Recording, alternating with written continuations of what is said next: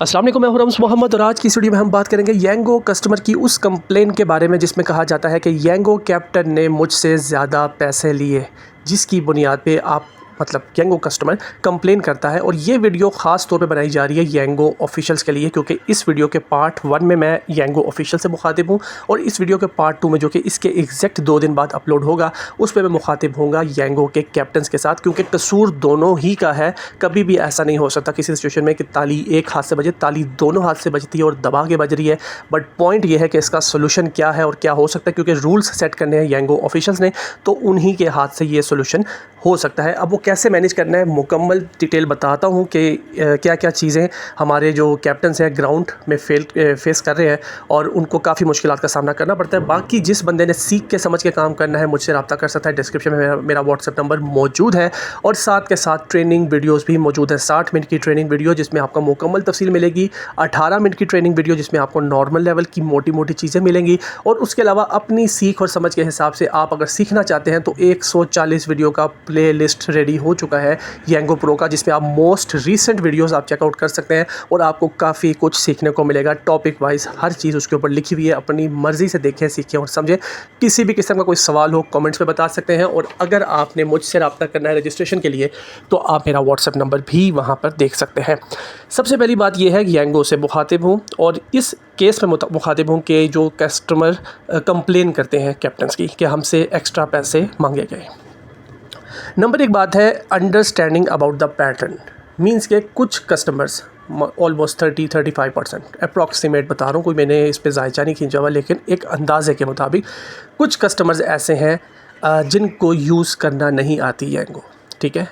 और जब उनको यूज़ करना नहीं आती तो विच मीन्स कि हम जिस तरह कैप्टन्स की एजुकेशन के लिए ट्रेनिंग वगैरह करते हैं, गाइडेंस दे रहे हैं, उसका बोनस रिवर्स कर रहे हैं, उसको प्रो लेवल गिरा रहे हैं, उसको लिटरली छोटी छोटी पेनल्टीज़ के ज़रिए सिखा रहे हैं। सिमिलरली यही पैटर्न कस्टमर के लिए भी होना चाहिए कि उसको भी कुछ पेनल्टी लगाई जाए, कुछ सिखाया जाए। लेकिन आपकी बात भी मैं समझता हूँ कि अगर हम कस्टमर को पेनल्टी लगाएंगे तो कस्टमर ने भाग के इन ड्राइव के पास जाना है, इन ड्राइव वाले छोड़ेंगे तो वो ऑफलाइन चला जाएगा। मीन्स कस्टमर के पास बेशुमार किस्म के ऑप्शंस मौजूद हैं, लेकिन जो असल स्टोरी है वो ये है कि हम कस्टमर को सिखाएं कैसे, क्योंकि वो एजुकेशन के सिस्टम में तो है ही नहीं, उसने तो काम नहीं करना, उसको ये चीज़ नहीं मिलेगी तो कोई और मिल जाएगा। लेकिन पॉइंट ये है कि जो नोटिफिकेशन का प्रोसेस है ये आप कर सकते हैं। जिस तरीके से आप एडवर्टाइजमेंट करते हैं और कस्टमर को आगाही देते हैं कि आप यांगो को क्यों यूज़ करें, सिमिलरली आप ये आगाही भी दे सकते हैं कि आप यांगो को कैसे यूज़ करें। इससे इंशाल्लाह 10 से 15% इंप्रूवमेंट आएगी, क्योंकि काफ़ी लोगों को इस चीज़ का पता ही नहीं है। मैं यहाँ पर एक एग्जाम्पल रखता हूँ कि फॉर एग्जाम्पल, बल्कि एग्जाम्पल नहीं रखता, अगले पॉइंट में 2-3 पॉइंट वो चीज़ खुद ही क्लियर हो जाएगी। नंबर 2 पे बात है आपकी तरफ से जो किया जाता है ऑटोमेटिक फीडबैक। वो जो चीज़ है वो कभी कभी कैप्टन्स के लिए काफ़ी नुकसानदेह है। ऑटोमेटिक फीडबैक क्या होता है, जिस टाइम पे कस्टमर एक राइड बुक करता है और आप वो राइड कंप्लीट कर लेता है तो उसके पास स्क्रीन पे एक चीज़ लिखी हुई नज़र आती है, उस पर लिखा हुआ आता है। मैंने खुद वो स्क्रीन 2-3 दफ़ा देखी, आई होप कि जिसने यूज़ किया उसको पता होगा इस बारे में। उधर लिखा हुआ आता है कि क्या कैप्टन ने आपसे एक्स्ट्रा पैसे मांगे, नीचे लिखा हुआ आता है येस और नो। उसमें अक्सर औकात जो होम स्क्रीन होती है बंदा अपने ध्यान में होता है, उसने बस स्क्रीन को हटाना होता है। जिस तरीके से हम बचपन में विंडो इंस्टॉल करते वक्त हर चीज़ के ऊपर एग्री कर रहे होते थे, सिमिलरली कस्टमर भी उस चीज़ पर येस और नो करके जान छुड़ाता है कि यार ये चीज़ हटे और जो मैंने काम करना है वो काम कर सकूं।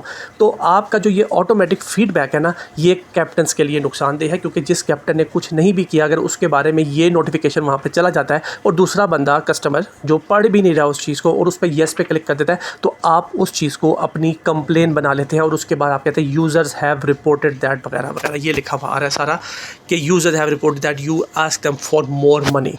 तो अक्सर औकात ये जो नोटिफिकेशन है और इस नोटिफिकेशन पे किया जाने वाला जो ला इल्म किस्म का येस है कस्टमर की तरफ से, ये रीज़न बनता है कि कैप्टन ने पैसे एक्स्ट्रा मांगे। तो भजन सिंपल सी बात है, अगर किसी कस्टमर से कैप्टन ने एक्स्ट्रा पैसे मांगे और उसने दिए क्योंकि वो इमरजेंसी में था या जो भी हिसाब किताब था, और बाद में वो अगर आपको सुकून से कंप्लेन करता है ना लिख के कि मैं यहाँ पे ट्रैवल कर रहा था, ये सिचुएशन थी, किराया बन रहा था 500 रुपये, कैप्टन ने मेरे से लिए 700 रुपये, जब एक प्रॉपर टाइम निकाल के एक बंदा अपने अल्फाज में लिखता है ना, तो फिर उस कंप्लेन को आप सच माने। और उस तरह की मुतअद्दिद कंप्लेंट्स अगर एक बंदे के बारे में आती हैं, मीन्स के फॉर एग्जांपल हफ्ते में 5 आ जाती हैं, 4 आ जाती हैं, जो भी आपने क्राइटेरिया रखना है, उन कंप्लेंट्स को आप सीरियस लेकर फिर ये नोटिफिकेशन जारी करके जो भी आपने कैप्टन को पेनल्टाइज़ करना है या जो भी करना है आप ये चीज़ कर सकते हैं। लेकिन याद रखिएगा कि ये जो ऑटोमेटिक नोटिफिकेशन और उस पे एक कस्टमर का अनदेखा येस, इससे जो इफ़ेक्ट पड़ता है ना मेरे भाई, ये जो चीज़ है बिल्कुल गलत है।